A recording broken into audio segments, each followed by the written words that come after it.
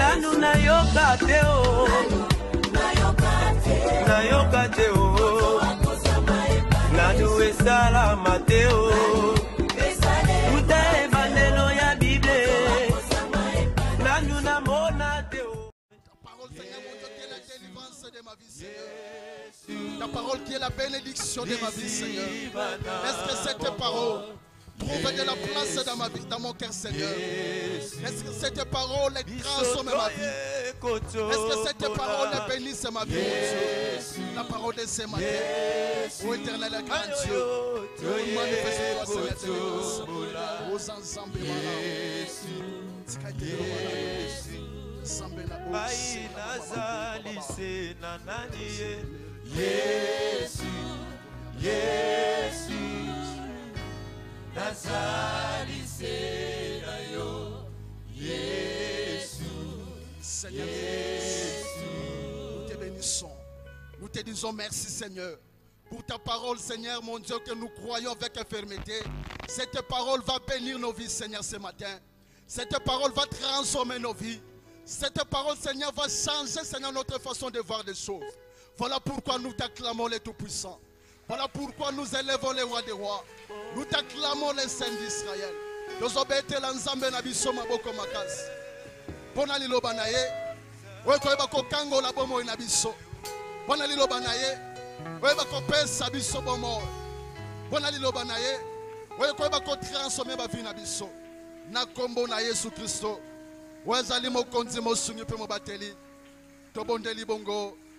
Merci Seigneur Jésus-Christ. To Seigneur ndeko za kovanda, tozoko telema, wana tozobengisa papa biso tozobetela nzambe na biso maboko makasi. Bana bomo Yesu, Yesu, Lisi bana bomo Yesu. Yemba, yemba, yemba, yemba, yemba, yemba, yemba, yemba, Yesu, Yesu, naye kotobola, Yesu, Yesu. Je te loue, je t'adore, je célèbre, roi de mon cœur. Chantons tous. Je te loue, je t'adore, je t'adore, je célèbre, roi de mon cœur. Je te loue, je t'adore, je célèbre, Emmanuel, roi de mon cœur. Emmanuel, Emmanuel.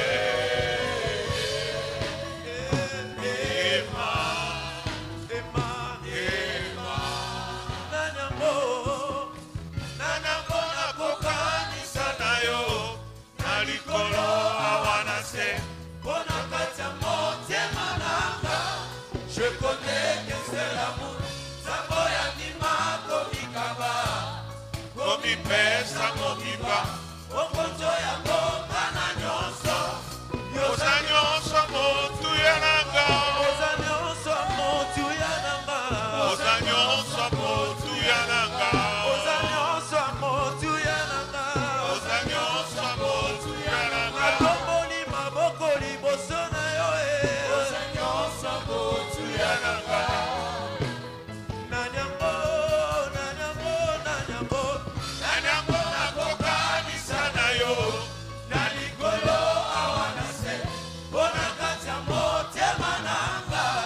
Je connais la moyo,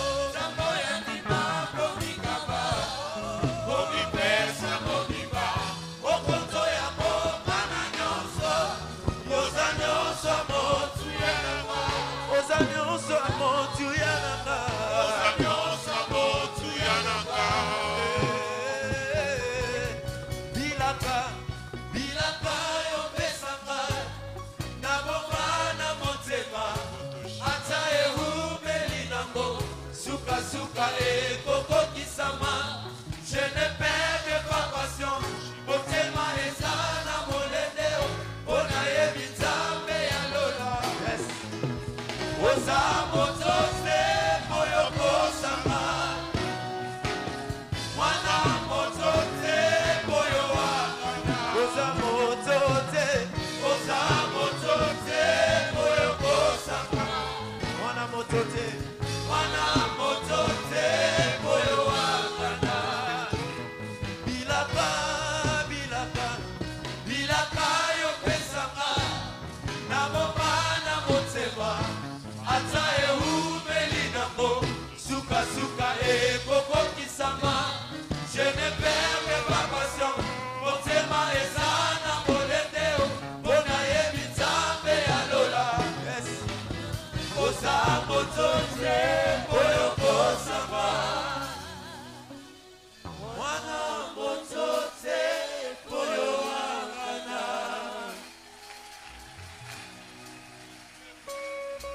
Bilaka yo pesanga. Na bomba na motema. Ata eumeli nango. Suka suka e koko kisama. Je ne perds pas patience. Motema ezana moledeo. Bona ebizambe ya lola. Oza motote boyo kosama. Mwana motote boyo wakana. Oza motote boyo kosama. Mwana motote boyo wakana. Matondo na yo kolo bona bola uwayo Yahweh koli dikuke wayo obesi biso tela yako kozana emana yo kosimba motema na yo biso dobya mama dide kokonama dibete boluna yo esali katina biso ebuke felo ya boka kwani ebesi biso elopa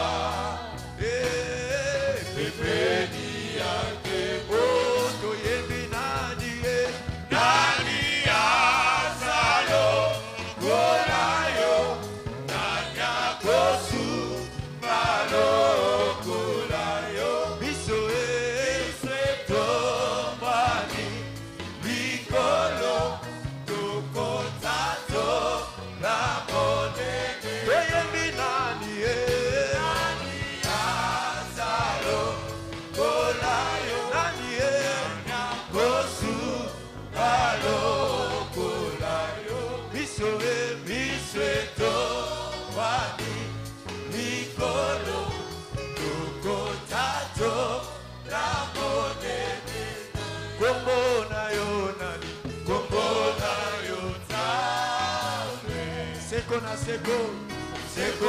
seko yo kuma kombo na yo nani kombo na yo tawe reçois cette adoration seko na seko yo oh oui reçois l'adoration tu es le roi de notre victoire Jésus digne du Seigneur Emmanuel reçois l'adoration tu es le roi de rois notre victoire digne du Seigneur Emmanuel. Tobeteli Yesu maboko makasi. abongi na lokumu, abongi na nkembo, abongi na masanzoli. Il est digne d'être adoré, d'être loué, d'être glorifié. Alléluia. Ndeko na nga na malobo ekoki kobima na monoko na yo, banda kokumisa ye, banda kosanzola ye, banda komarke présence na yo katikati na église oyo, tombola mongongo na yo banda kobondela. Éternel notre Père, topamboli monene na yo, pona mokolo malamu oyo yo maître, à côté po ete biso tokoka kokutana na yo, Nzambe zwa na yo lokumu, zwa nkembo, zwa masanzoli, obongira nkembo, obongira lokumu, to sanzoli monene na yo po ete yone esengeli okumisama. Mosusu asate kumama na yo, libela na libela, totiki mukolo oyo katikati na maboko na yo. Yo oyo lingaki kolobela biso, lobela biso, zwa na yo lokumu, kembo masanzoli, na kombo na Yesu Kristo.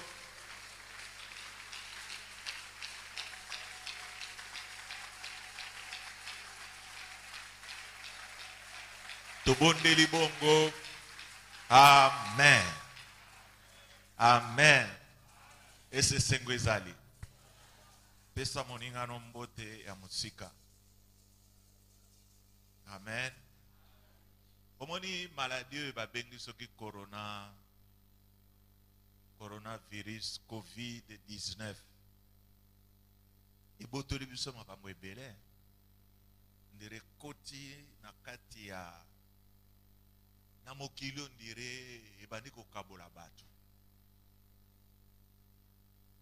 Nalingaki avant tokoka kobondela, nous devons reconnaître quelque chose. Ezali ete Nzambe na nguya nyonso ayebi kobatela RDC. Pise nayebi te so bozolanda ba statistique à travers le monde. Nayebi te soki bino bao bolinga kokende France, bolinga kokende wapi, na tuna na bandeko na bino baza kuna soki mboka ngo bazomona ngo ndenge ni baza confiné, baza kobima te bakangami na bandako. Me yo nazomona yo ta mosusu eloko ezolata na yo yango sute. Ba mosusu abosana na bango. Est-ce que Nzambe wana aza ko mériter toka kosanzola ete?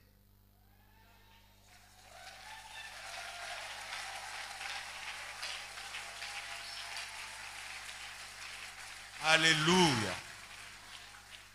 Soki ekweyaka ndenge ekweyelaki bango, nde nakanisi tozokufa lokwa banzinzi. C'est une grâce.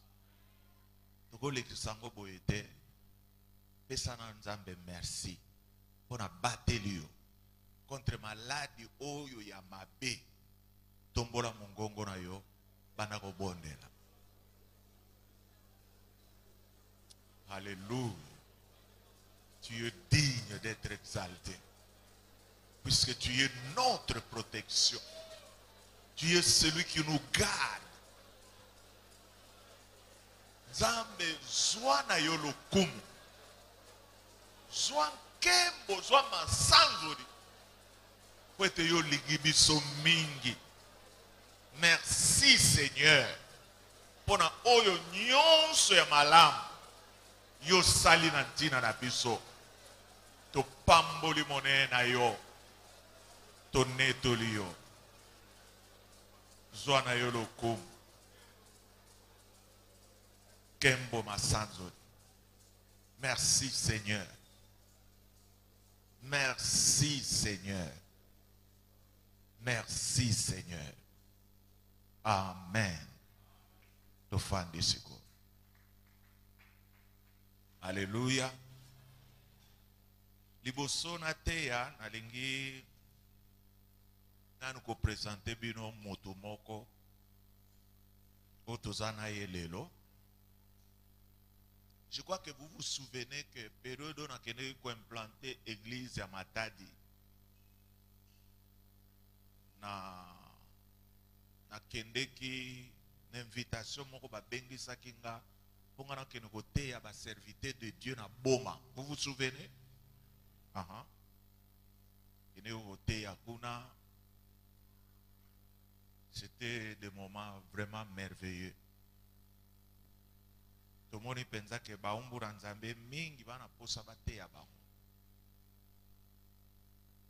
Alors mutu oyo nzamba pesaka fardo ya kobengisa nga kuna na boma pongana kwa kotea na serviteur de Dieu ya boma tozana ye lelo awa na Kinshasa.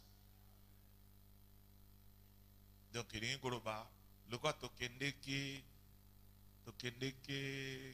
4 personnes. Ngai évangéliste dont Papa Odilon, na frère Alain, voilà qui 4. Alors toyamba maki na ndenge moko kosakana te. Nakanisi bandeko bana bayaki na culte matinal, na banana mo bayaka na culte matinal na mona bino. Na kanisa ibo pambwa mingi. Alléluia. Bongo avant azana séminaire, bandaki séminaire na Bandal, lelo ndazo silisa. Donald sepelaki aya na noawa pokala mingi te bakozwa motuka po bakende na Bandal. Nalingi nakoka ko présenter bino le pasteur Edmond Nzao à Otiboma. Place Azali à côté de ma.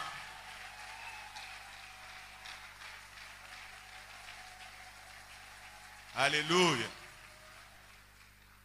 Donc, ce qu'on commis à Boma, tout n'a qu'à Boma manga et pas à passer Edmond. Nous en avons sans problème. Ayebani mingi. Et puis, Azali Kokamba, communauté moko, ou bengi communauté Cité Péniel. C'est une grande église. Basomba mabele pe bazotonga. On est sérieux église eza bongo. Eza te bozaka ko futela bona boye bazako tonga. Alors to bondela ka mingi pona bango. Po boma eza mboka moko ya blague te. Hein? Boma soko kei na boma. Okuta ba boma ebele. Hein? Donc on dirait boma na bato ma boma. Donc elingo bani bakisi ya kosakana tezala na mondo wana kuna. Kuna soko yibi ndeko nanga bakotso na kashote. Yo moko mikotsi na kasho bana kotambola ka ndenge wana na bakoya balabala. Alors to pesa ye temps apesa ta lingomba mbote avant bango ba bima pona ko kende na Bandal esika oyo azali ko sukisa séminaire aye.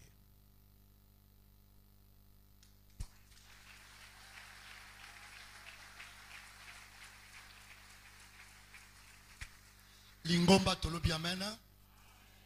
Vraiment, malobanange saka merci pour la confiance au patriarche à Pessibiso. Biso zabale qui me sont moni Koko na lobaki na bande kobaki na matinal a confiance vraiment faut ko komisa nkolo. Pe na za reconnaissant na lolenge boyambi biso na tongo vraiment na sa pepeni na zolia malamu na zola la malamu. Merci nkolo apambola biso. Alléluia.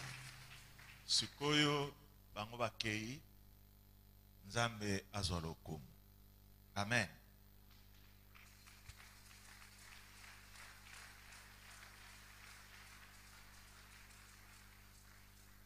Dimanche oyo elekanaki awa na teya ki tem moko. Tem angonde ya wana toko continuer lelo.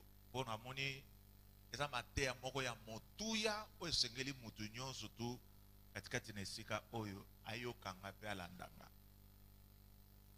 Mawa mingi pona biso eza nini? C'est-à-dire batu baza na molende ya kolanda mateya te.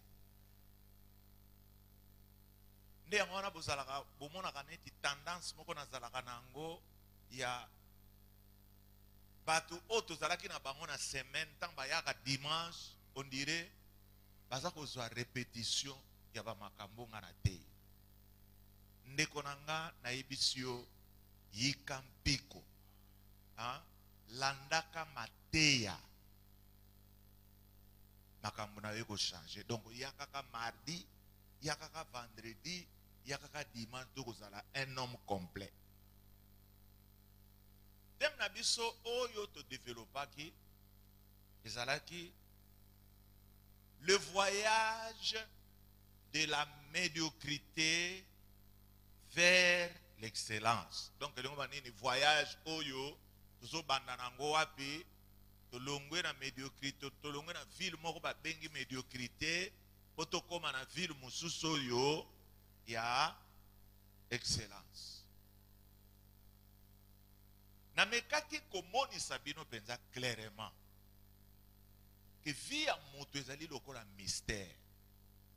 C'est-à-dire tant to bota maka on dirait batu moko ka pamba toyaka na eloko moko te na mokili, mais toyaka kokamwa kaka biso batu oyo toyaka mutakala, tokoma batu oyo tokoma kotonga bandako ya minene, tokoma batu oyo tokoma ba millionnaire, tokoma batu oyo totongi bitonga moko ya minene, batu mbongo baye ebele katikati na lingomba wana. Ndeko nanga il faut pesa biso matière à réflexion. Ngana fanda ki semeno mobimba aza ko réfléchir sur vision. Na biso bino ke église na biso to bande ya mukoni le 16 août 2020 nde mukolo église bandi na fandaki nazo kanisa nzambe lakisanga eloko nini oyo esengeli na teya bana nayo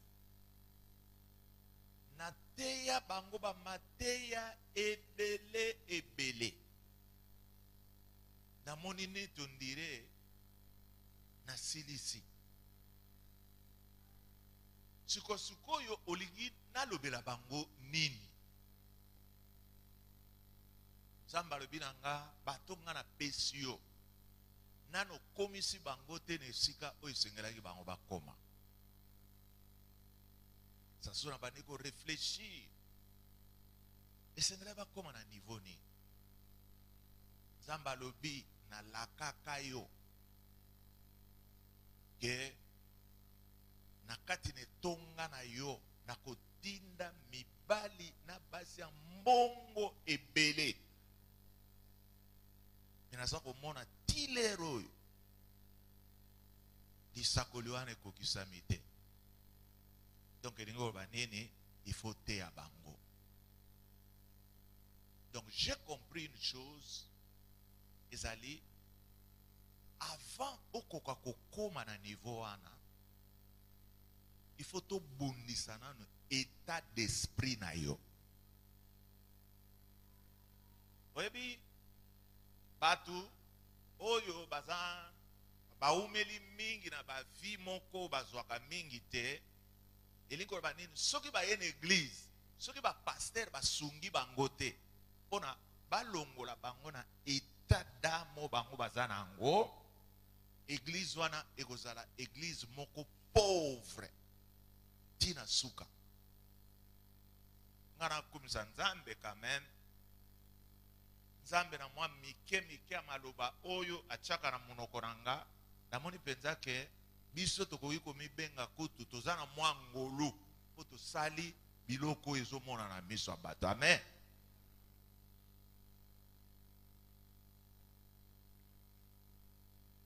Les plus grandes églises à travers le monde, ce que vous avez penza bien, ils ont caractérisé dans les likambo moko. L'église a minene na mokilo beaucoup remarqué que l'église wana ezali l'église bazalaka riche. Bana mbongo. Et puis ba mbongo mususu ba yebisi bino compte oyo église ezana ngo beaucoup kamwa. Donc, bakoma ba multimillionnaire.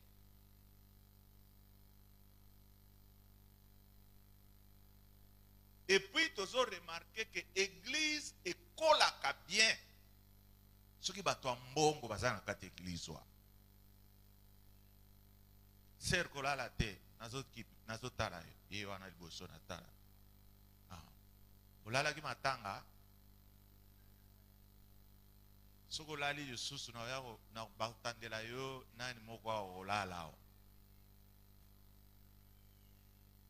Donc l'église a minene. Eza ndena mbongo. Mbongo na bango nde mutu salaka ke église croître. Webi pona kotondisa église na biso, mais c'est très facile. Hein? Soka to lancer kaka communiquer moko boba balobi boke na bakati na bibolo bakaka ke azo kabola madesu na chapelle de la victoire dimanche à 7h. Qu'est-ce que vous allez remarquer? Église ozala pleine à craquer. Nande mbino évangéliste bokene komi tungisa to te ya bona boba bomona ngo penze za très facile. Ubie batu oyo bakoya mukolo wana. Baramo ko bima bazako bima boba. Vous allez voir que cette église est prospérée dans le rythme de donc, l'argent est un pilier très important pour la croissance de l'église. Nous avons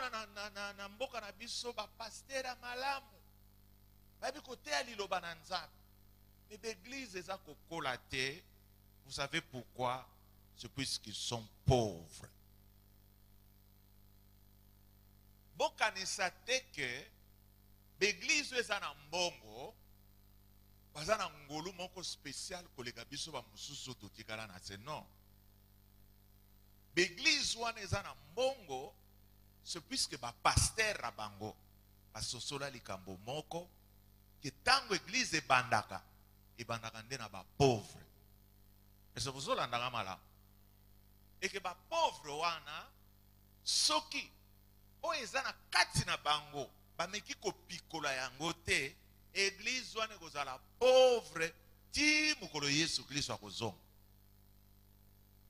Alors lelo na koluka na lobela yo ba cause o ezo sala ke l'église mingi tikala nango pauvre ya libela. Lero yoko yoka ba kozo yo ekotinda yo osa nene obima. Et puis na mikolo eza koya na koyebisa yo que je serai le pasteur le bienheureux na kata Kinshasa oyo puisque bato ambongo ebele ba bana kosunganga. Y compris na yo mutolobi amen. Na kata mokili oyo l'église a battu mbongo ezali ebele. Soki aux États-Unis, au moins apenda mbongo akosakarate. Na Grande-Bretagne, bana mbongo. Na Corée du Sud, mbongo akosakarate mais wana eza bamboka moko mwa musika. Mais lero kokoma wana Afrique, kende na Nigeria na makambo ya Nzambe, omona ke mbongo ezali wana d'ailleurs. Ce qui est commis moment où bazwaka bofrande mokomona omona somo ba kontaka mabonza à partir à 10h mabonza ko kontango baza ko silisa ona ba 20h elingo lobanina mbongo eleki trop encore mbongo na bango ya ba naira, hein? Donc elingo bani ba mususu yo libonza na yo me makaona loboko. Me ba mususu ba na ba market. A période à ma bonzana aye nango a déposer. Ça so lire ba toka mbongo po ba kene ko compter mutu na yo ekobaluka. Nalito beta na lisolo à Nigeria. Mais avant to beta lisolo à Nigeria, nakoluka nanu total background na biso en tant que ba Congolais, ce qui to uta wapi. Ce qui biloko yo esala biso tozala babola na kati na église makamwane utela wapi. Ba cause ezali ebele, les causes historiques ezana kati. D'abord, na Congo, batu, ba mesana na eloko ba bengi bokonzite. C'est-à-dire au Congo, biloko yo ba royaume, hein? Et salama penzate. Mais ce que tali neti na Nigeria, tu vas remarquer que basala na mwa bandité mususu, oyo ba chef bazali awa toyoka kasango o chef coutumier bonaboy mais ba chef coutumier ba kemba kamabe mais kune pa na bango ba benga on banani ba igwe ozo comprendre donc linko ba nini makambo ya royaume na bango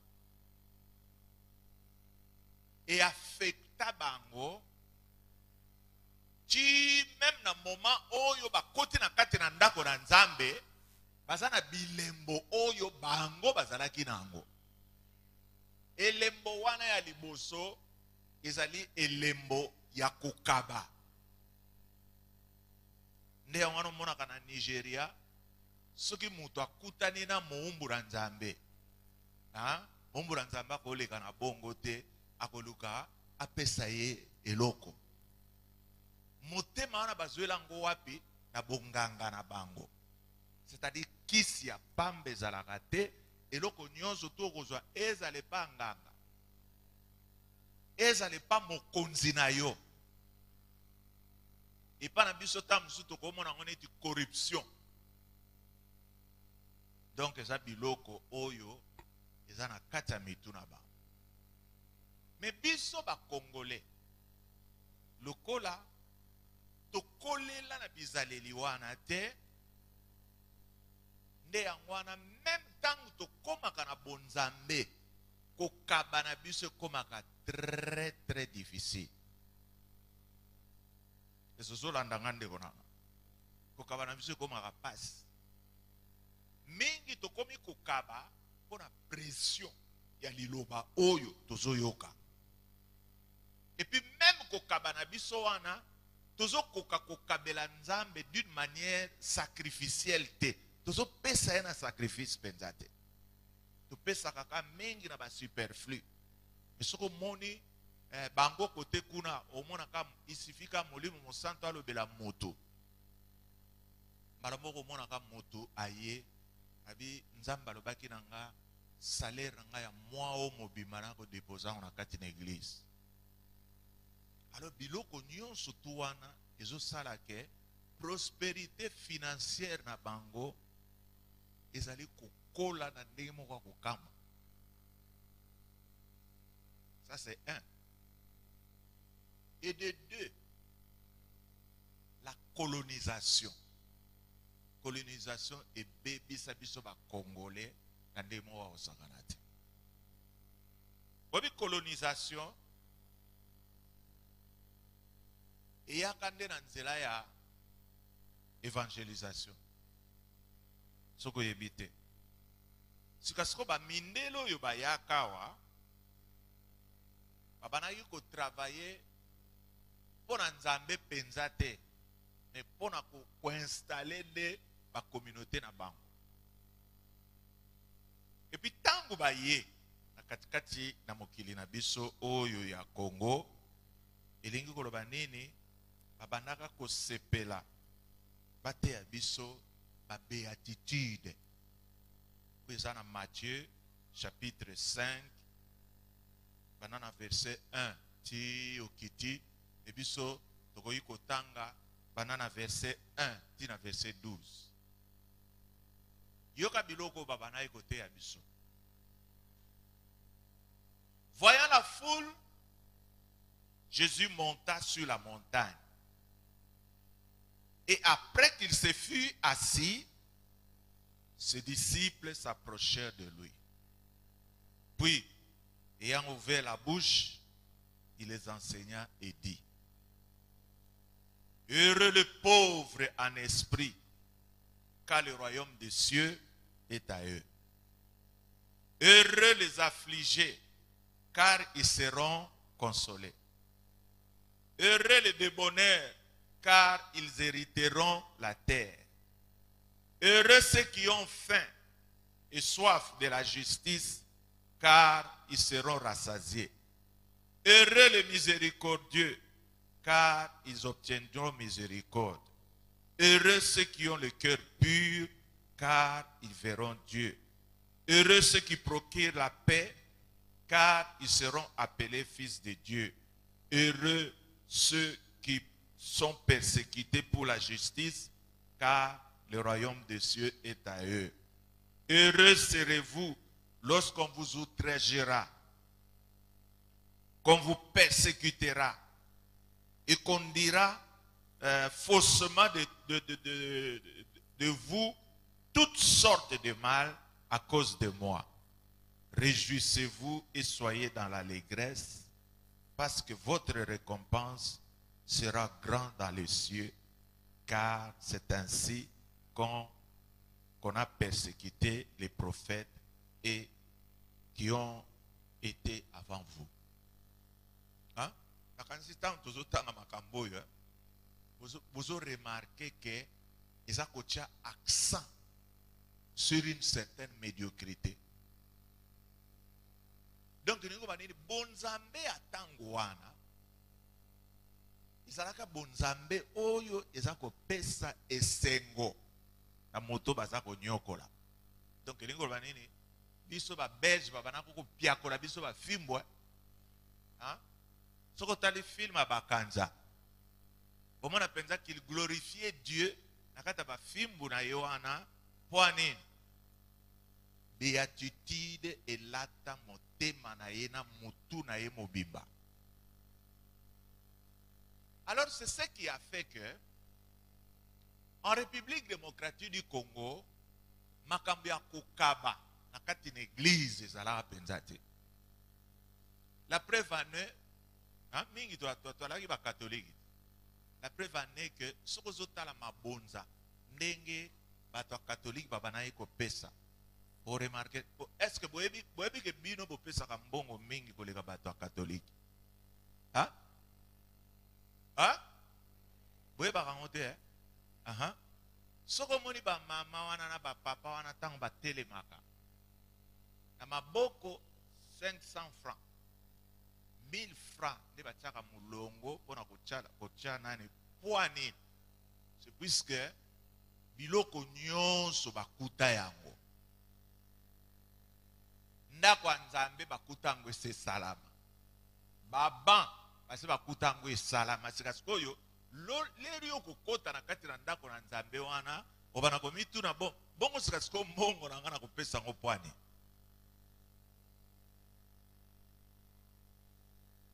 Banani o batonga bandako na nzambe na bango ezali Vatican. Hein? Bon, on aura tout le temps bao bokokola to banakolobela bino si l'histoire de l'église bokoyeba pourquoi basango bazana mbongo mingi koleka batu nyonso to na mokili. Pourquoi Vatican ba considéra kango lokola un état dans un état. Nde on a l'église mingi na bango batonga kango na bambongo eutaka na Vatican. Alors, nde yanwana esali bokeseni entre l'église oyo ba colonisa na banglophone na l'église oyo ba colonisa na ba francophone. Biso ba colonisa biso na banani. Hein? Ezani anglophone to francophone. Mais ba oyo ba colonisa ka bango na anglophone, la plupart ezali bato oyo babanaki kosalela bokonzi na bango ya mboka. Yango wana soko tali différence ezali na makambo ya mbongo oko remarquer que l'église francophone eza na se mingi. Donc elingi koloba soki pasteur alingi église na yezu ya mbongo mingi, esengeli pastor wana ayeba ba masolo penza bien que mutu soki état d'âme na ye ba préparer yango te. Elingi koloba nyonso oyo bino bokoki koteya.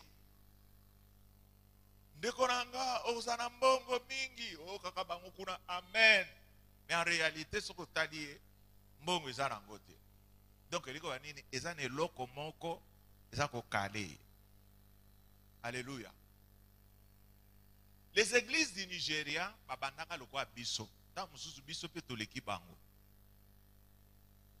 Mais l'air ba pasteur abangona babani ko comprendre que sengeli ba bâtir état d'âme ya mutu pour mutu akoma mutu a mbongo. Ils ont commencé à prêcher bango. Babani ko pesa bango na ba verser mususu makasi. Azola kisa bango ke musala nyonso emimaka bofuluki. Pona kolakisa mutu nyonso kifwa sala kaka. Est-ce que c'est possible que mutu nyonso soit ça? Hein? Soki ngana lubia na Congo bo mona kaka asalelo ni musale zate. Me bango bazalaki ndeko nanga ozwi nguba bimana balabala teka ozwi malala ozwi kwa mikolo ba to oyebi ke bamanga ndenge bimana kata Congo ese bakoteka ngo bakoteka manga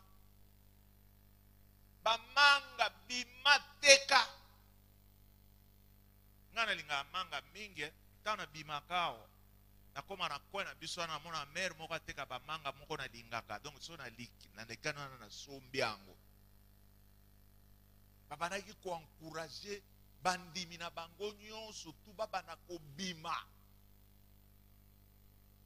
badi na bango bima pourvu oya na jeton na yo na ndako na nzambe jeton ngo ezani dim na yo donc elingo bali bato banguba babimi na libanda omona kana na tumwa kamwa enveloppe na ya moke atiki na église bona boye babandaka na nguba leloyo bakoma soki na biloko nini bamususu kutu bafanda bakoma kopesa nde ba ordre yo lobi kene na ba Congo na camion na nga wana bokene kozwela nga biloko moko bona.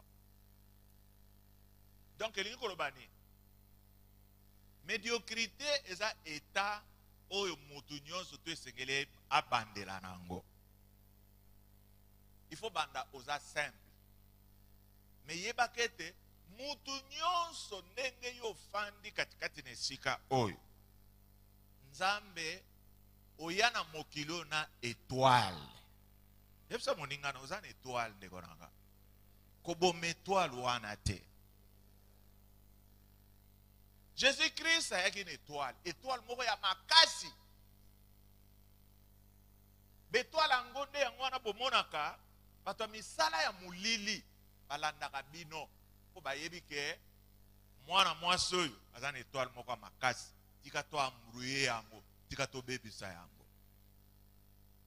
Mutu nyonso ndenge azali awa akoki ko prospérer. Mais bétoile wana nde zala na bakomba ya ndenge na ndenge. Et puis kindoki mingi esalaka nini e empêchaka mutu akwa koyeba azala na état d'esprit ezali ya kotombwana. Wabina pesa bino ndakisa moko muke. Omoni ministre moko ko ya awa. Aya assisté na culte na biso. Atali jeune fille moko abana ko sambela na biso. Apusani pembe na litoi na ngarbi pasteur. Nalina bala mwana mwase. Eza libakuto libakute. Hein? Mais si siko tango ministre wana ko kende pa mwana mwasi wana. Alobi c'est nalina bala yo. Qu'est-ce qui va se passer? Vous pouvez avoir une réponse claire. Et l'on est ça. Mais il y a bien des qui ne me pas. C'est Rana Osani. A sauter, n'est-ce pas? Hein? Répondez-moi. Osani. A boya. Alors que tant que tu as une église, yoka bango. Nzambe, nalina bala mutu munene, bona boy. Mais le kola état d'esprit na yo ezana se. Mutu munene wana lera ko ya okolingana yo te. Yo ko sepela na nani? Chaye. Oh, naloba makambo solo. Shai wana lera ko ya na ba meeting na bango ka ya ndenge wana vulgaire, ba moko ale oseki, babali yo. Donc elingi koloba nini ba pasteur mingi ba découvra que ce qui église na ye batu état d'âme ezana se elingi koloba nini moyen prospérité financière bima ezati. Il faut balakisa bango d'abord état d'âme wana ezo wuta na makambo nini. État d'âme wana esala ke batumi bazoye basusu mbongo soki ezelo nini te. Ba mususu mbongo bamona kango kaka ezalika pono somba nango biloko et puis ole ekoki na yo. Ndeko nanga na koyebisa yo ke soki mutu ayebi ko concevoir mbongo te ya liboso yango wana. Soki pe mutu ango azo sambela Jésus Christ aza Jésus te. Elingo wani mutu wana kangami. Omoni mbongo biso bana na nzambe mingi ya République démocratique du Congo bato ya francophonie to banayi komona mbongo loko eloko moko mabe. Biso na tango tozo sambela. Je me souviens tant que bandi groupe na biso prière na ango na yolo nord. To bana ozo mabonzate. To soke community to lingi to sala bakiti pona cellule na biso. To bana yaka koyoka na entre biso ba bakambi to chiche ba mbongo to sumi mabaya basali banainwa. Mais to kote aka boba suka nango mwana benda ina kena ndako na bango. Tolaki komona neti ko senga batu mbongo ezalaka lisumu. Po nini? Po tobanaka kotanga ba verset mosusu mabe. Neti verset ya 1 Timothée chapitre 6 verset 10.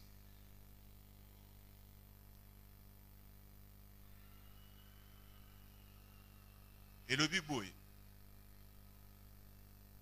Car l'amour de l'argent est une racine de tous les maux.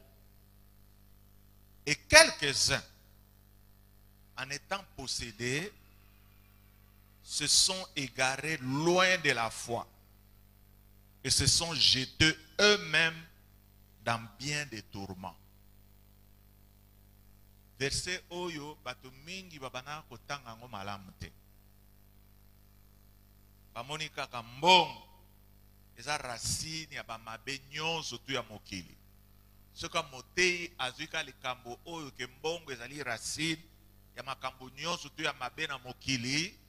Ale tango aza koteya ndeko nanga kozala na mbongo eza malamu te. Batu nyonso tu ya mbongo tango babana koya na beglise babana komona bandimi mususu ondire banzembo musu baza koyembela bango na litioli. Surtout banzembo neti biloko nyonso ekotikala. Boyebi nzembo yango? Boyembela ngo nani? Biloko nyonso.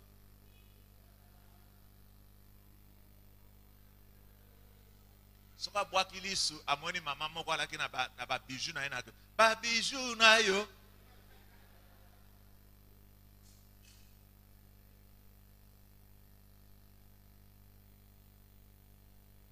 Bilamba na yo. Donc naza koyebisa bino église ya lero wana lokwa batei babanaki kaka kolakisa bato ke mbongo eza malamu te. Omona penza mote aza koganga. Ndeko nanga kosepela kozwa mbongo mingi te.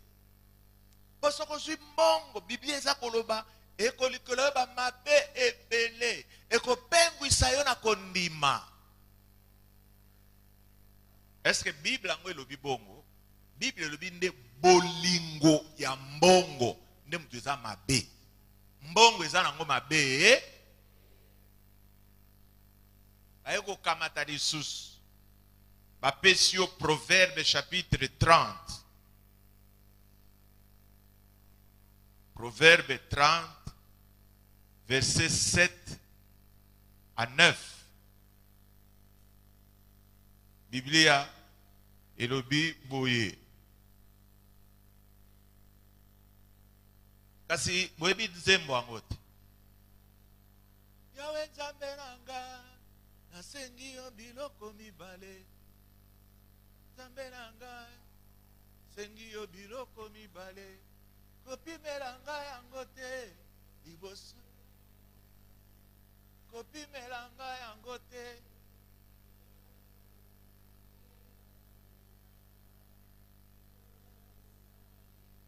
Yoka le sambo yango. Continue nzembo. Eloko ya liboso.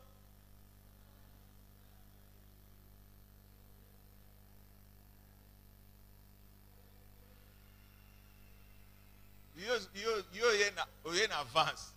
Bon sera so ya mibale. Kopesa ngai bobola te. Kopesa ngai bozwi te. Pesa nga o ekoki na nga. Ekomami wapi?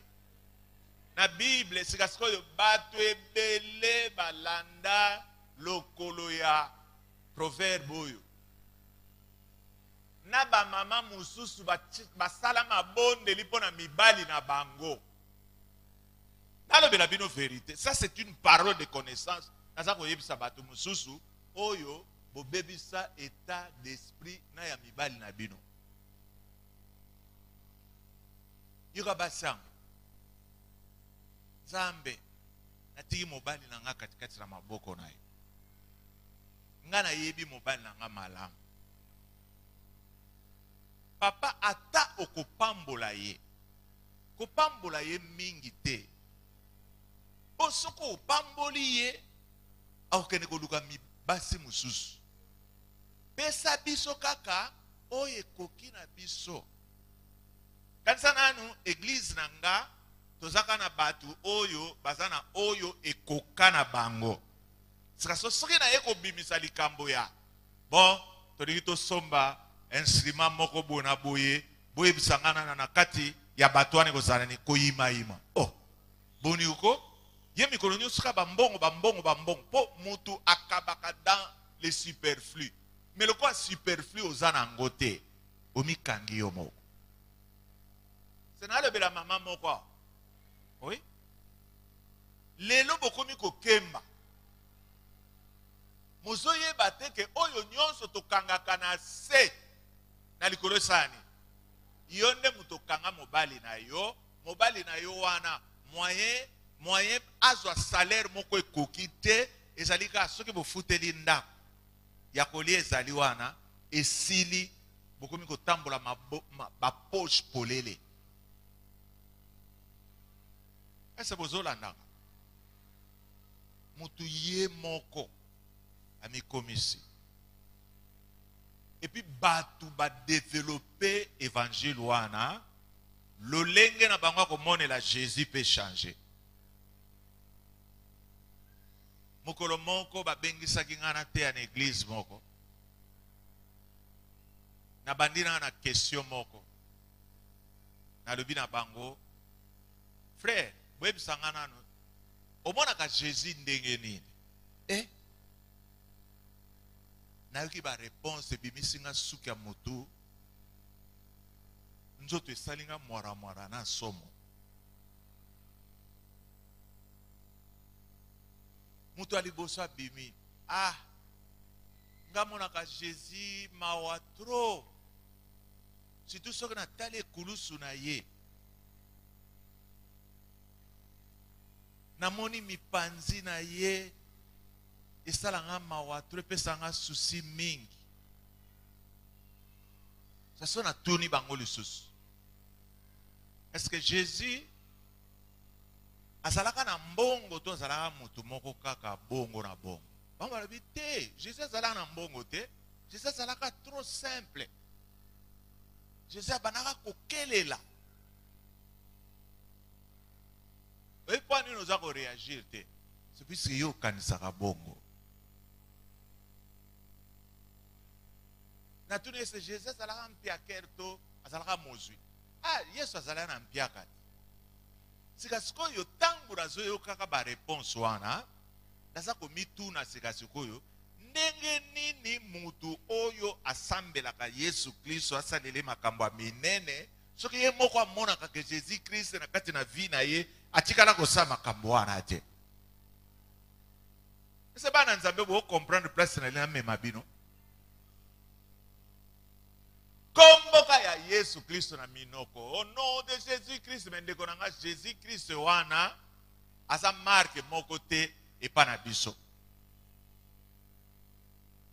Mususu ka tolbi nanga nga soki na sambeli na linga mimi ko sambela na keli boso croix ya Jésus Christ bona boy. Ça sona tuna bino na croix ya Jésus Christ. Ezali sujet esengo to sujet amao. Il y a une différence entre Yesu na biso na Yesu catholique. Deba catholique tu bakomi kusani. Kusani. Kuchai na pembeni pona na remplacer. Boyo ka mitambu ya diable oyo eza kosala ke biso bana na Nzambe eliko bani bo moto na biso akati tellement ezali trop bas. Même si on a banni qu'on soit exemple, ngabi c'est, nous avons pas pambola yo, tamu susu ozui $50,000 yoka yo. Okangi yo moko sika sona tu na bino na mokili eza batu musubala na $50,000, ndenge nini yo te. Pasala kana zolo ezala na madusumi bale lokola yo. Na mbango etonda mino ebele na munoko. Bana makolope lokola yo.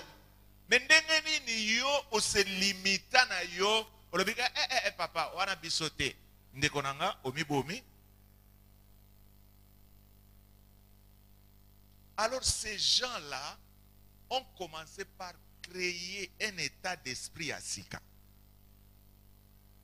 Ndeko baba na iko sana nini soki bazui passage moko oyo ko kotsa kondima na bango oyo kaka motei soka atei. Place on répétez 5 fois, loba 5 fois.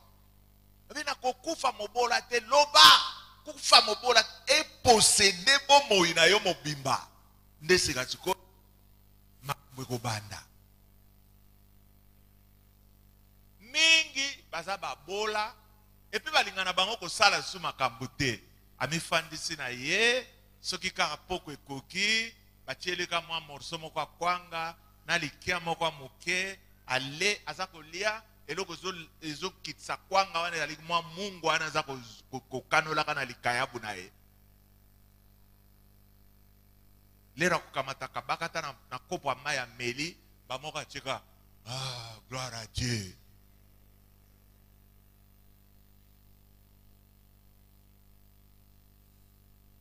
Conception ya Yesu Kristo ndeko nanga échanger lelo.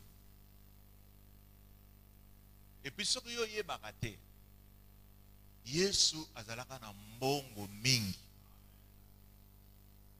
Yawiga amen moko lingolo banini. Boso ndima na bino te. Mena kola kisaya loba yebisa moninga na yo azana gauche na ya droite bi yebisa 5 fois. Yesu azalaka na mbongo mingi loba na ye.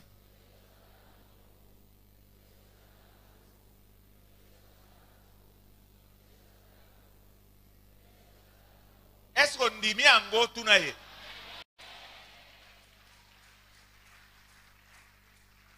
Mais c'est parce que biso bampiakele to bondela ka Jésus wana image to présenta ka liboso na biso ezali Jésus ya mbongo te.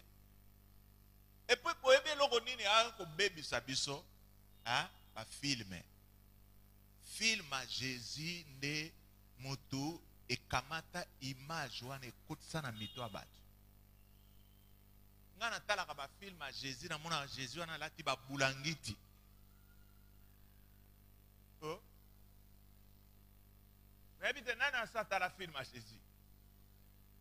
Oya yo bilambo abanali ko latela gini. Kaka bongo na bongo ta mizipiki suki eloko moko boba et puis ba Jésus angopé. Hein? Parce ya solo te. Est-ce que Jésus tout le monde na film est-ce à cause de la charpentier? Ba charpentier za batu ba nzoto ndeni. Nzoto kemba. Mais baponi mutu moko afinana. Panze zalaka libanda. Et pas ça koloba lokwa mutu moko azana azoloba na mungonga ndeni. Aloba avec autorité. Alors que liloba na Nzambe lobi jamais homme n'a parlé comme lui. Donc il koloba nini? Yesu kwa zoloba. Abana koloba na lokito nyos.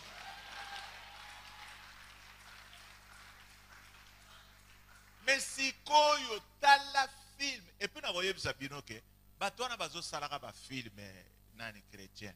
Webi mutu oyo ajwaka role ya nani na passion hein? Na passion oyo ajwaka role à Jésus. Azana mo pagano. Hein? Webi yango. C'était un païen. Omoni film ya la kanini. Pape subino kaka nani contexte osala boyo mutu na mutu a mémoriser ba makambo na ye allez makambo esala payen wana zwaka film wa kosakana te oyebi ke bato mingi bakufa na film wana et pourtant ce n'est pas ça le vrai Jésus. Ba musuku tu na kata film baza kolela ozolela naye Yesu anaza ya solo tazalaki ya forme wana te mais baza ko sala biloko wana po ba kotisa katikati na yo eloko moko oyo ko piéger foi na yo.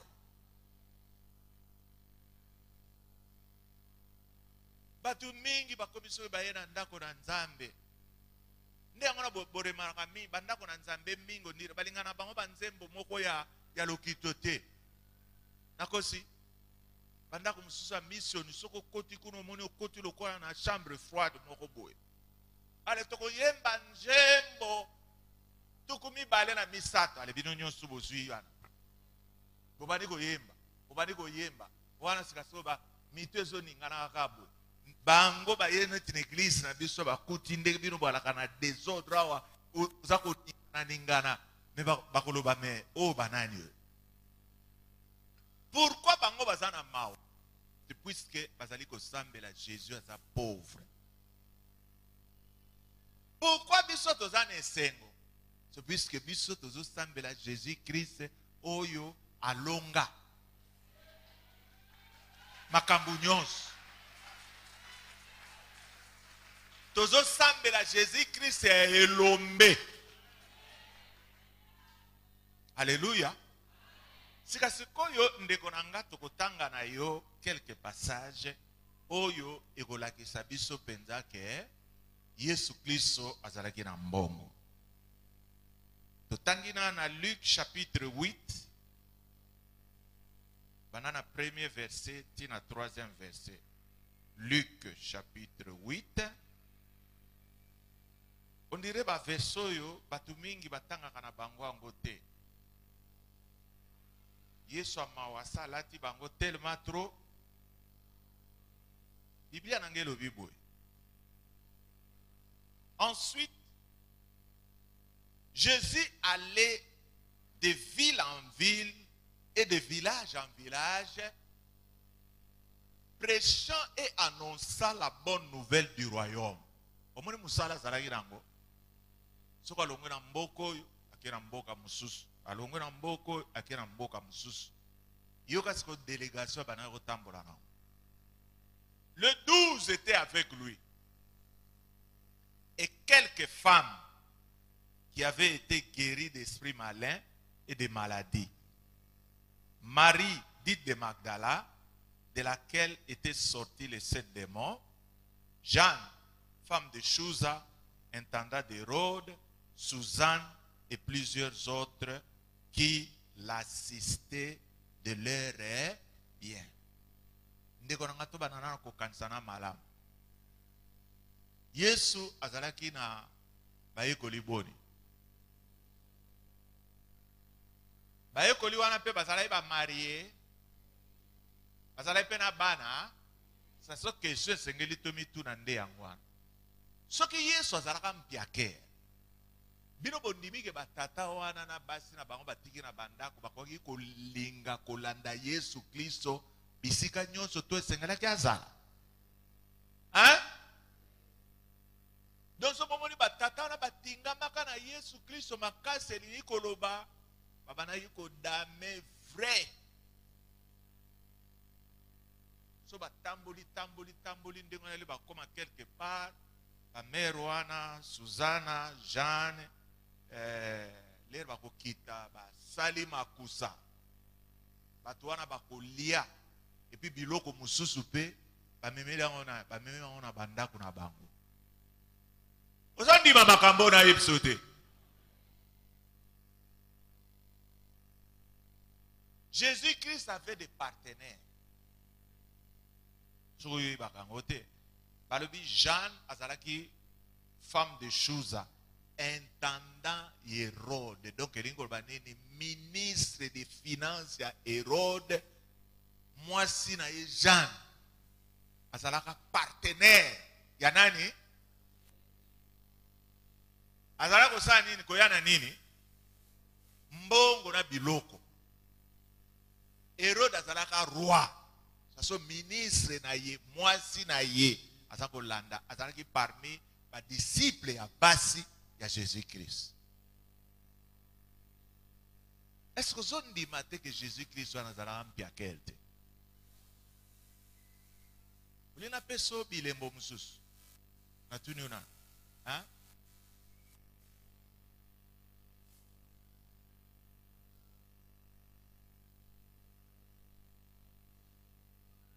Jean chapitre 12.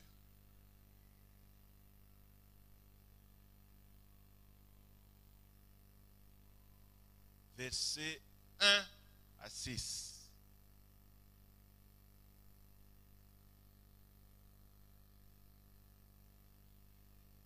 Bo alisolo ngone yezoroba potota nanu soki makamnazo ibisabino ngande mtu naza ko inventa ngoto Bible de mtezola kisabiso.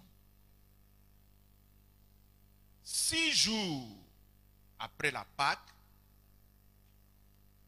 hein, avant la Pâque, nzamba pambola yo, Jésus arriva à Béthanie, où était Lazare qu'il avait ressuscité des morts.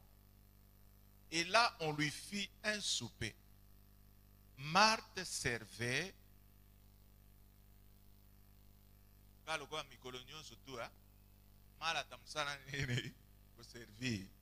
Marthe servait et Lazare était l'un de ceux qui se trouvaient à table avec lui. Marie prit une livre d'un parfum de nard pur de grand prix, oignit le pied de Jésus et lui essuya le pied avec ses cheveux, et la maison fut remplie de l'odeur du parfum. L'un de ses disciples, Judas Iscariote, fils de Simon, celui qui devait le livrer, dit: pourquoi n'a-t-on pas vendu ces parfums 300 deniers pour les donner aux pauvres? Il disait cela, non qu'il s'est mis en peine de pauvre, mais parce qu'il était voleur. Et que, tenant la bourse, il y prenait ce qu'on y mettait. Mutu oyo azana mbongo te. Esa koyo zana caissier. Hein? Jésus-Christ azala peine un trésorier. Trésorier lingolo banina bana osani. Kobomba. Esa sobolanda aventure moko ezola kisabiso ke trésorier ngo azalaka muyibi. Mukolo bayambaki bango na ndako ya Lazare. Obi ndeko ya Lazare na signe na ye wana ya reconnaissance. Abi ndeko nanga kufaki Yesu Kristo asekwisi ye. Tikana saa nini na bonzela ye loko na motuya. Akoti na ndako ake kopona. Dernier cri ya malasi. Aye nango. Agumba mina makolo na Yesu Kristo baniko sopa malasi wana. Ankolo kule ala malasi moko ya ga. Et solo etonda ni na ndako mobimba. Neyoka trésorier Jésus. Judas. Abia so makabni na zosala. Oba malasi moko ya talu makasi boye. Kobebi saka ngoka boye kuchaka ngona makolo ya nani. Me malasi so to kokai ko sane. Koteka yango. Na combien na $350. Mais ça veut dire que malasi à $350 ya ba $500 ezala na mokilo yo. Mbongo wana tulinga to sunga nango babola. Bible lobi abana iko tanga komba babola loko azala na susi ya babola. Me ya lingaki bateka yango poler bakotia yango na kata caisse ya sa nini?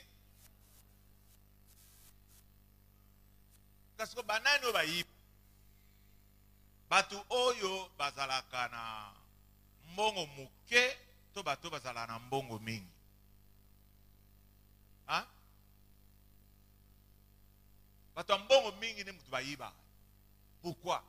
Po soka bendi elingo bani lele bakoya kotala ba monaka la rezali. Ce sont des preuves qui nous montrent que Jésus-Christ avait beaucoup d'argent. Et continuante. Non. Et bien, nous et bien, nous changer l'image à Jésus-Christ yo sambela. Nous avons na linko yebisa yo boy. Soki yo ozokende kotala noko na bino. Noko na bino oyo azalaka toloba ministre. Abengisi yo. Sikasko na tuna yo nano. Leri yo kobana kokende. Okokende na mawa. Toko kende na nesengo. Oh, okende nesengo makambu okende komona kuno yebi na yango te. Esengo wana eza nini? Po yebi ke ozo kende epa ya moto oyo akoyi kozanga $100 te akopesa yo. C'est-à-dire mingi to s'approchaka na Jésus-Christ na ba doute na mitema. Vous avez un problème en mbongo. Mozo yeba te que Jésus-Christ na yo wana za deba mbongo. Po amanipula mbongo. Abi pasha mbongo. Yesu ba lobi bondela pona ser wana za maladi. O bondela on penza mbangba. Kombora Yesu kina bengani molimo maladi. Uzobondela ngo avec foi. Mais les rokele la mbongo. Jésus-Christ yo sambelaka. Azala Jésus-Christ a modèle nini. Jésus-Christ a mawa mawa ya panzi panzi oba chaine kulusu na forme kuto Jésus-Christ wana te yende yo sambelaka. Ndeko nanga image wana bolongola ona mitu na bino.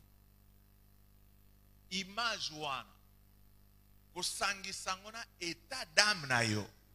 Ya mtu yo sala ke yo zala mutu ambongo te. Ndeko nanga nazo yebisa yo. Eloko nyonso mutu asalaka na mokano na Nzambe. Eloko ango soko esengi mbongo. Mutu wana kozwa mbongo ya kosala likambo wana. Soko ezalaka bongo te nde totonga ndako oyo te. Nazala na kondima ke Yesu Kristo na nga wana aza capable kokitisa mbongo, tokosomba mapangu, tokotonga. Ndeko na nga c'est puisque Nzambe asala nini? Azipa bino misu bomo na makambo bozo sala te. Soko zalaka na chapelle te. Oya na kata chapelle okotuna bongo ndako ya munene bosali école. Eza ya bino to, eza ya bato lupango wana. Tala ba question nga ko poser. Munene ya makambo bino bozo sala bozo yebango te. Tozo sala makamba minene oyo po anini. C'est puisque Yesu na biso aza munene. Aza munene. Po Yesu na biso aza na mbongo. Soko zo sambela Jésus Christ aza na mbongo te, ndeko nanga moyen okoma na mbongo ekozala te. Moyen po mitika na makamba ba mbongo ekozala te. Batu mingi bolinga ko forcer te, bolinga ko bima na kati ya poso na bino wana te, po nini bokanisaka nde Jésus Christ aza mutu na mawa.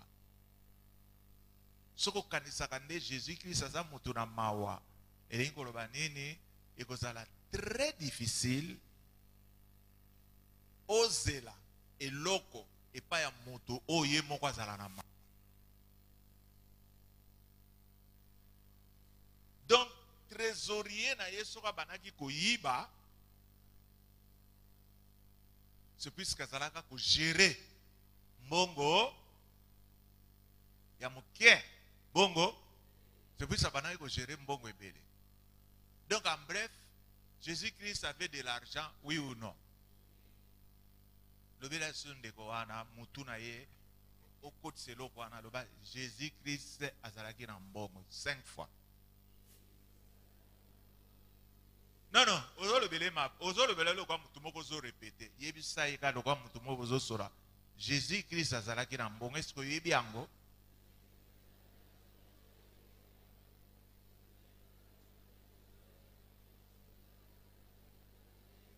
Tuna yesiko, est-ce qu'on ndimi yango? Réponse na yezane. Aha.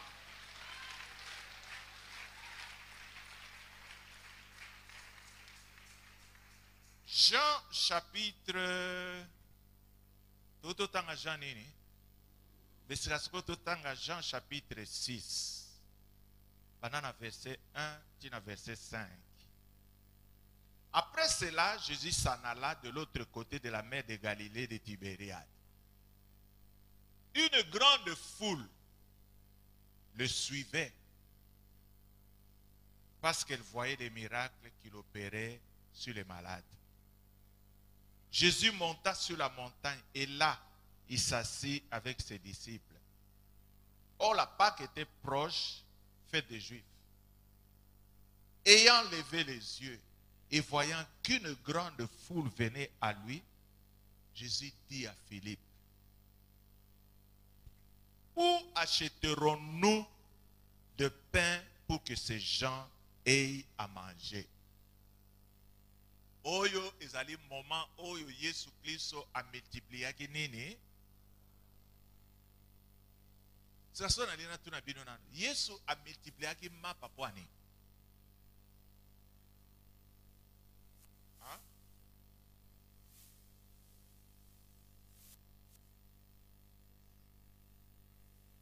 réponse et robimande na question Jésus Christ a posé ba yekoli na ye. Alobina a posé question na alobini.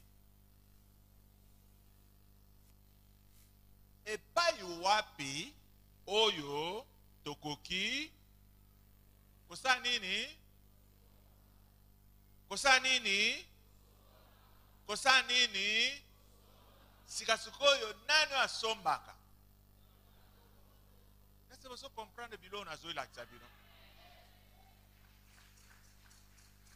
Donc Jésus-Christ a tali des milliers de gens tali kaboba boulangerie a modèle nini ko produire biso mapo to ko lesa bateau.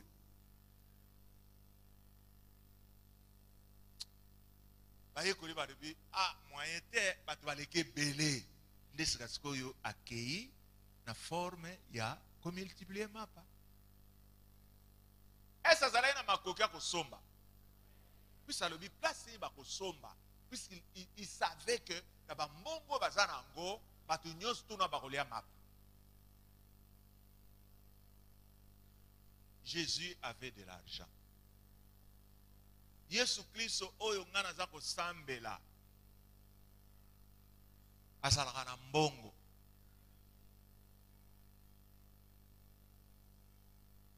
Nde ngana ngana kelela ate. Nga kelela na ngate. Sonete ko kelele yelinga elingo banini Yesu Kristo alingi kofungola nzela po ko kelela na ngane sila. Sozolanda. Me yo kelela kakaka. Bampiaka na yo okare. Kwa nini? Oyebi Yesu Kristo oyo yo osambela. Oyanga ayebi mbongo. So na sengi mbongo eza nango lisumu te. Eso zoyo kangande konanga.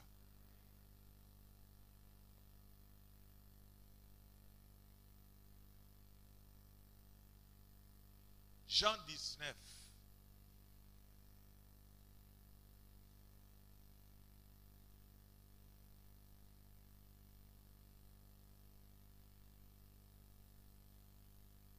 Versets 23 à 24.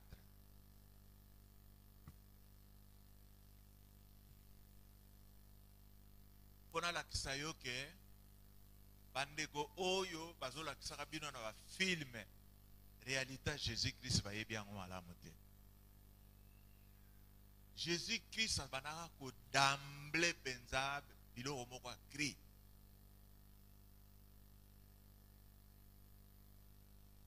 Oyebi na l'église akala batumi babana ola tamalamu te. Soko mona na l'église batu bazola tamalamu te elingo bani ba sambela Jésus-Christ parce que Jésus-Christ est pauvre.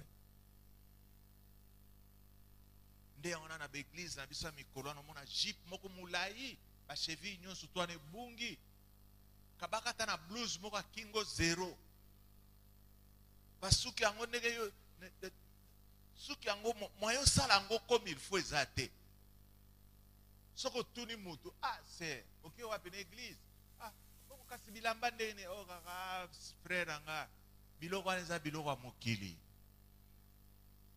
po elamba oyo toyolata euta nde na lola n'est-ce pas biloko ya mokili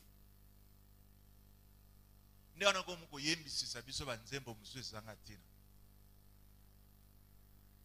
ata pantalo etoboki nakolanda yo masiya nakotika te. Et c'est ça solo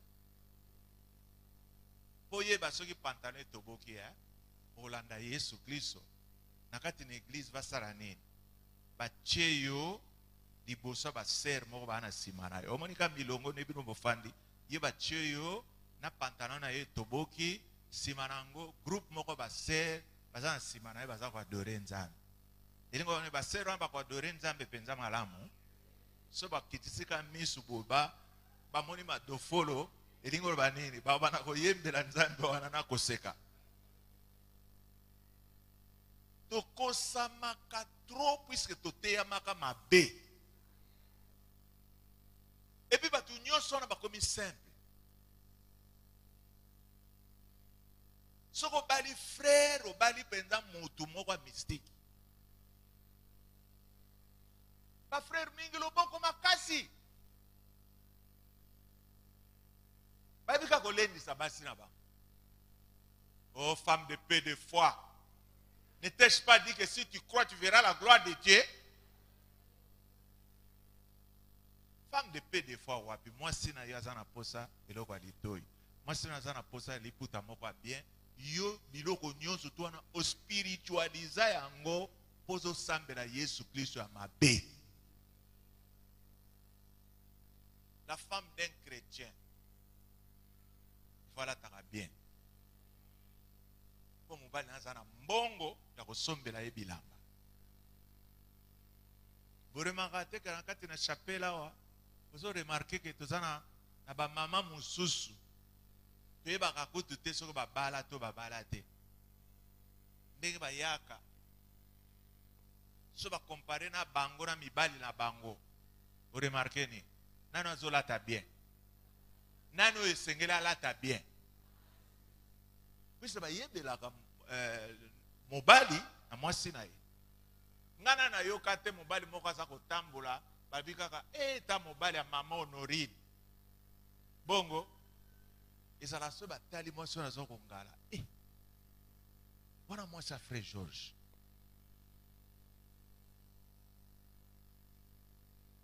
Biso to ana biso ba fleur te. Si to ba to musala. Sika soto tanga nano makambo ngo na lingana tangisa bino. 19 23 à 24. Bible le Bible. Les soldats, après avoir crucifié Jésus, prirent ses vêtements. Ils en firent 4 parts, une part pour chaque soldat, et ils prirent aussi sa tunique, qui était sans couture, d'un seul tissu depuis le haut jusqu'en bas. Et ils dirent entre eux, ne la déchirons pas, mais tirons au sort à qui elle sera. Cela arriva afin que s'accomplisse cette parole de l'Écriture. Ils se sont partagés mes vêtements, ils ont tiré au sort ma tunique. Voilà ce que fit les soldats. Ndekonanga soki Yesu abandaki kolata madofolo lokolo ya ba film wana bino bondimi penza ke bulangiti wana balakisa biso na film wana basoda wana balinga bawelelango. Donc il y a soko moni basoda bakaboli bilamba na ye et puis tiniki na ye hein tiniki nde elamba principal na ye puis c'est là que la kamati oyo azipi barbi obo pasola ngote o esengeli mutu akozwa yango azwa ka mobimba. Donc elingi koloba ne elaka bilamba ya gris.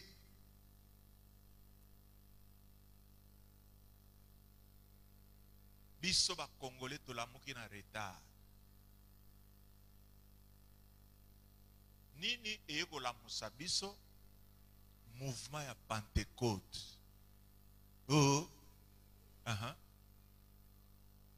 Mouvement ya Pentecôte na nzela molimo mosantu toyeko découvrir le vrai Jésus. Le lobotala nano l'église à réveil. Ezo tonga bandako ya Nzambe na mbongo ewuchi wapi? Ewuchi wapi? Epa bandimi. Ba mususu bazo tonga ba immeuble pour Jésus-Christ. Ba mususu ba tongi ndako na Nzambe lokola stade. Botala ka na télévision. Ba minda ya ndenge na ndenge naza koloba neti dimanche moko électricité ba minda biloko nyonso tuna facture nango ezalaka combien? Ndeko nanga so nazo te yo mate ya boye elingo bani ngape nazane elikia ke mukolo moko yoko changer.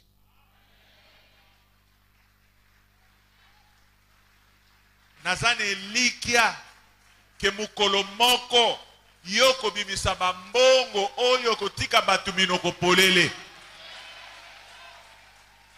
Po yo ozali kosambela Yesu Kristo ya mbongo. Biso ler Mateo ezoko banda. Tozomonaka ba frère ba matérialiste. Tellement kamnyo soka bambongo. Mais lelo tant tozotalaka ba église ra bango. Tala bato ango bazali kokoma riche, bazali ko devenir plus riche, bazali kokende en s'enrichissant.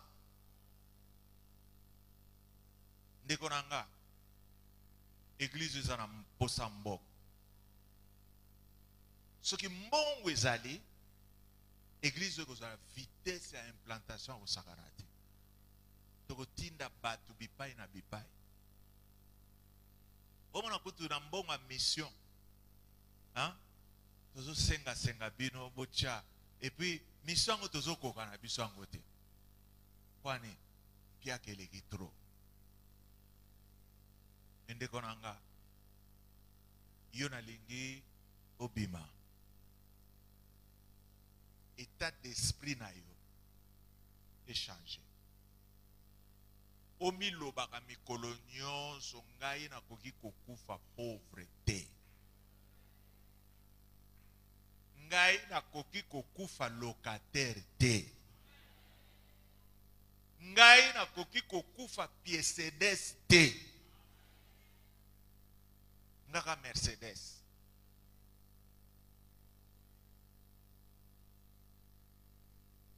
Lelo ekomi na kati na église bato bakomo kuyina na pamba nyonso wana kali kola bobola.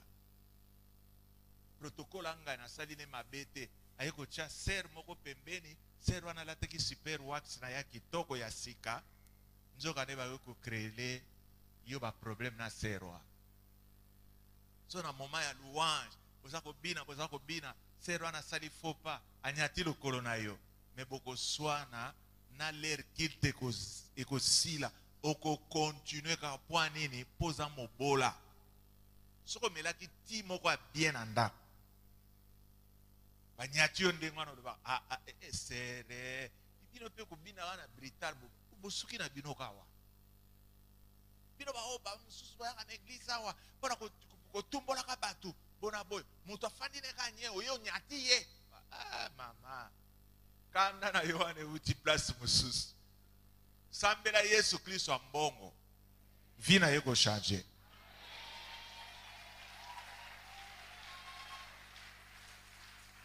Alléluia. Nalingi to sambela Jésus Kristo wana oyo même soki okangi miso na yo ozomona ye Jésus Kristo wana lati tunique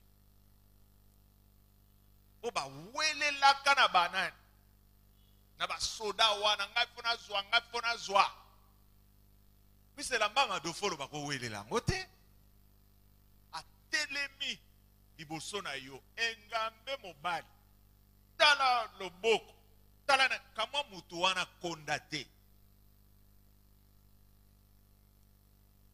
epi bana kosenga ye bolimbisi Jésus na yebaki yo te lelo apôtre eko bimisa numéro na yo sika siko yonde na lina sambela sika siko yonde na lito sano ba makambo minene yonde na lingo pesa nga bambong yonde na lingo komsanga na Dubai yonde na lingo bali sanga na mobali moko ambongo mingi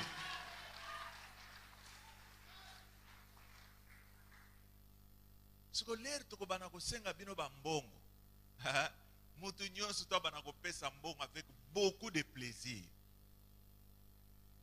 Obi mingi onire to arachaka bino mbongo angoya surtout soki mote abandi koloba onire azosala nyonso mpona botola bino mbongo wana non sasi obo bana kopesa mbongo wana mpo boyebi ke bozokabela moto ya mbongo natuna yo nani omoni mpe makabo na biso totyaka ezolakisa biso forme ya Jésus Christ yango biso pe tosambela. Mutu oyo abongisaka 500 francs. Hein? Azana marque Jésus Christ ya monaka. Est-ce que Jésus Christ yo bon, nazoka ndakisa. Mutu ambongo moko ayeko tala bino.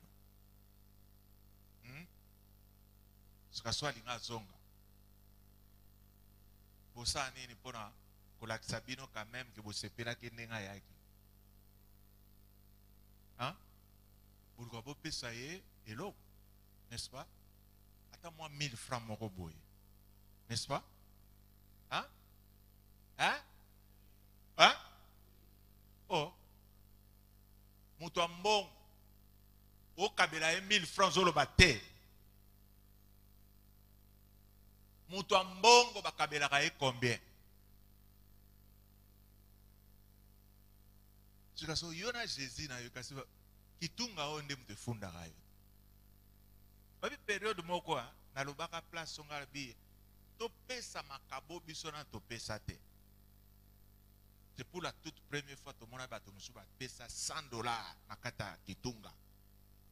To konta makabo mukolo wana makabo ibima plus de $5000. Ça so tuna bato ba kontaka makabo mikolo yo. Makaba mikolo yo tozozwa combien?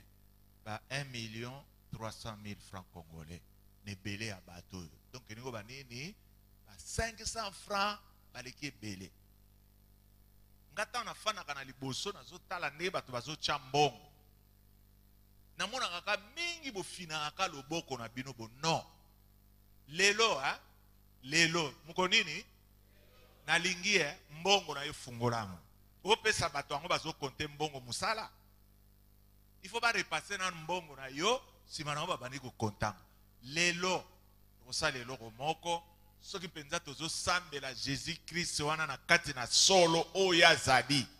Akosenga na bino avant to bwaka de offrande na biso. Tali mutu nyonso tout soko zi offrande na yo otala ngo nanu yo moko. Wise mingi na mbongo ango chaka oyebaka na yango te. Ba 200 francs pour Jésus Christ yo a laissé plus de 5000 personnes. Vous avez que le sambora biso ils ont que ne musika te. Ndeko nanga telema. Na buki yo bamsubo ko kwasuko telema te. Otika na nokande wana telema.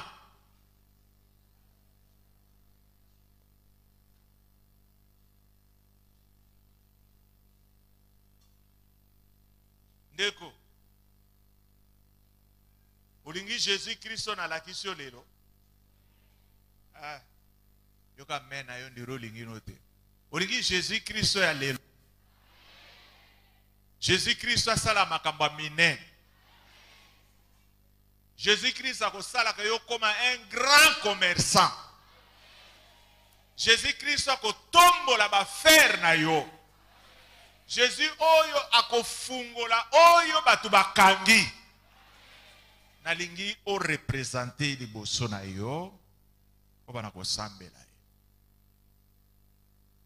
Jésus Christ limbisanga na banako kokanisa ke yo zalaka soki bona boye nzoka ndo yo zalaki mutu mosusu ba image nyonso tu wana ya bobola na banaki ko soki naza kosambela yo naza komilela elongwa katikati na bomoi nanga ndeko nanga tombola mongongo bana kobondela pona yango